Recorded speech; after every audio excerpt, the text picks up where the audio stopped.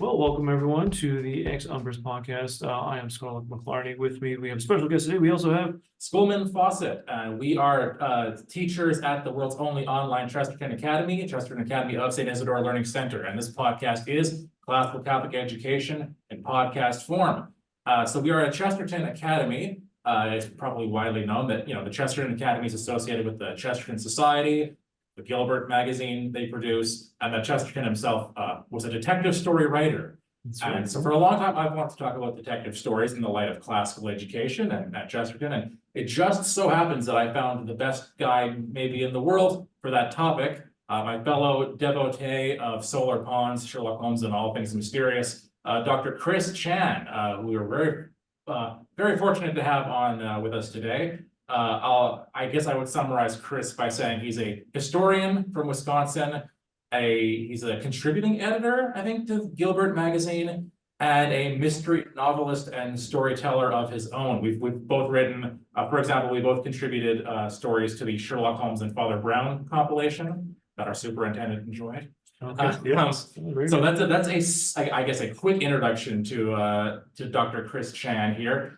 Chris, there's so much that could be said about you. Is there anything else you wanted to mention by way of introduction about yourself? Hi. Well, first of all, I just want to say how I'm very grateful to be here. I don't know if I'm the best person in the world to talk about these. I think that's a little hyperbole, but I appreciate it.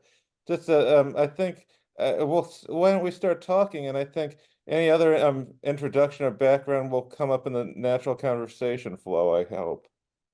That's a insightful opening, I think. Fair enough. So,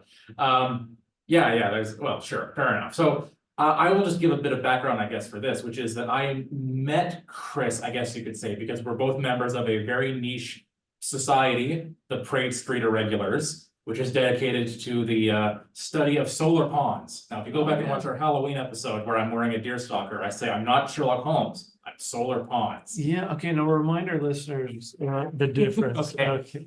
Well, basically, there was a Catholic writer in Wisconsin. It's not too far from where Chris is, in Sauk City, Wisconsin. And I think he was 19 years old in like the 20s. And he wrote to Arthur Conan Doyle saying, "Are you going to write any more Sherlock Holmes stories?" And Arthur Conan Doyle said no.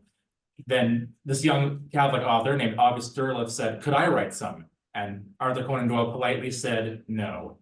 So instead, he wrote about a detective named Solar Ponds and his sidekick, Dr. Parker, who live in an apartment on Parade Street. Where the housekeeper is Mrs. Johnson, and a Scotland Yard inspector comes and brings them cases to solve. And he basically wrote Sherlock Holmes stories that weren't called Sherlock Holmes. So that are set a little later. They're chronologically. The idea is that Solar Ponds is like a student of Sherlock Holmes, kind of carrying on his legacy. Yes. And I was always interested in this because he's a Catholic writer writing what are considered some of the best Sherlock Holmes stories not written by Arthur Conan Doyle, even though they're not Sherlock Holmes stories. And he actually wrote more stories about solar ponds than Doyle wrote about Sherlock Holmes. So there's a famous, huge society dedicated to Sherlock Holmes called the Baker Street Irregulars. And then, so there's a Parade Street Irregulars dedicated to studying solar ponds. Okay. And I contributed a couple essays to their magazine, so I got to become a member. And Dr. Chris Chan was already a member, and I learned of him this way. And you have to take names from the books. When you become a member of the society, you take a name of one of the characters from Solar Ponds. And I wanted to be called Cardinal Hoffman, because there's one story where Solar Ponds defeats an evil villain who's infiltrated the Catholic Church and disguised as a cardinal. No way. And the Catholicism is very thick in that story. So I wanted to be Cardinal Hoffman, but I found that this guy had already taken it. So instead I took the name Teal Murchison, who's the name of a Catholic bookseller in another story. But so I knew there was another Catholic involved in the Parade Street society. So then I just kind of dug deeper and discovered, that he was also a Catholic, also on the autism spectrum, but a lot of points of synchronicity. So that was my introduction to Chris. And I mentioned all this by way of background of saying, as someone who knows Catholicism, studied, a student of Chesterton and a student of the mystery story, where do you see synchronicities? Like, how do those line up, Christianity and the detective story as a genre? Okay, yeah. So yeah, I guess our opening question then. Yeah, what are the connections between Christianity and the detective genre or the detective novel? Yeah. I guess, because I feel like a lot of Christians are interested in detective stories and enjoy them. And I'm wondering if that's just a coincidence or if there's something about being Christian or Catholic that lends itself maybe to being interested in that story, the style of story.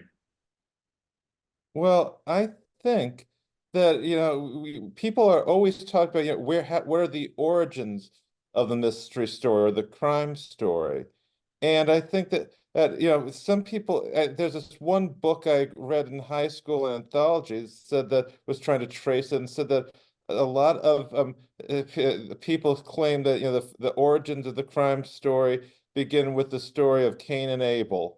And then other people say that's, maybe that's the first murder there. And people think that well, a lot of people don't want to start there. They say that's not really helpful for our purposes. But I think one of the other interesting points is that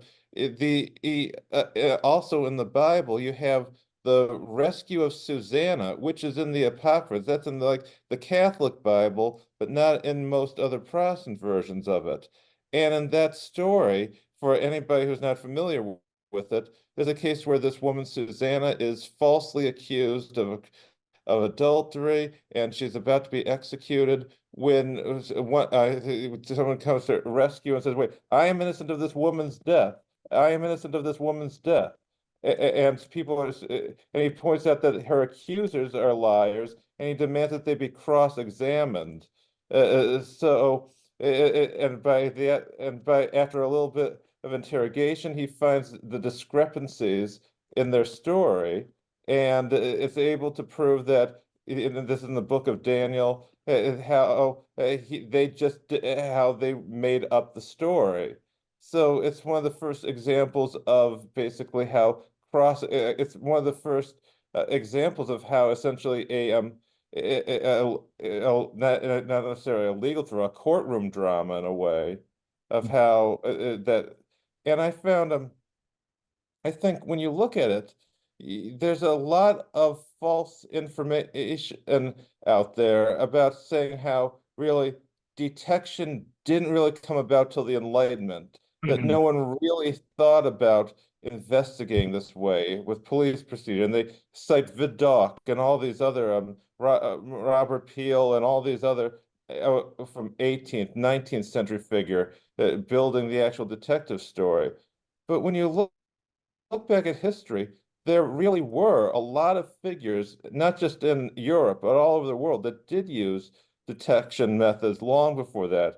Throughout China, I mean, what they call the Judge D mysteries have been where you had a Chinese civil servant who would travel around and investigate stories. There really was a long tradition of investigation that, well, it had a whole lot by interrogating witnesses, and a classic Chinese forensic manual called that's often translated to the washing away of wrongs. That was basically one of the first forensic science manuals from centuries ago. And though I mean it would be very inaccurate today, it's a fascinating book on how they were able to figure out all these methods of trying to figure out wounds and how to solve them. And I think the case of the donation of Constantine, which is, for anyone who's not familiar with it, is this famous case where there was, again, a famous document that was purportedly gave the church dominion over certain areas, but it was an actual churchman who did the investigation to prove it was a forgery. And I think that's just it's often brought up of a case where, oh, this figure was bringing up something for the darkened church, but no, it wasn't that. When you look at it with fresh eyes, it's a story where you have essentially an official investigator digging through historical research and running down proof to figure out the truth about whether something is real or a forgery. And I think that there's a long history, because from everything from Thomas Aquinas to figure out using logic, trying to figure out the truth of a matter and so forth. So I think that really, I know this is just a very superficial covering of events, but just the idea that what we call detective work has been going on for a very long time, and that because I think in one Father Brown story, he talks about how in some places in the Middle Ages, there was a widespread belief that if you put your hand, if the killer put his hands on a dead body, the wounds would, the body he'd killed, the wounds would start flowing blood. And of course, Father Brown didn't think there was anything to that at all, but it's the case where he's just trying to bring out the real logic, detection, and what we call police work have been going on for centuries and centuries, even millennia. And I think we need to just try to, even though there's so many advances, we need to jettison the notion that detection is strictly a modern phenomenon of the last 200-300 years. Yeah, I hadn't thought of it that way, that the donation of Constantine being exposed, yeah, by a priest, actually, as a style of detection in a way. And yeah, Judge D was a historical figure, but like a mythologized one. That to this day, they're still kind of telling stories about him and making movies about him, using his role as a civil servant to investigate crime.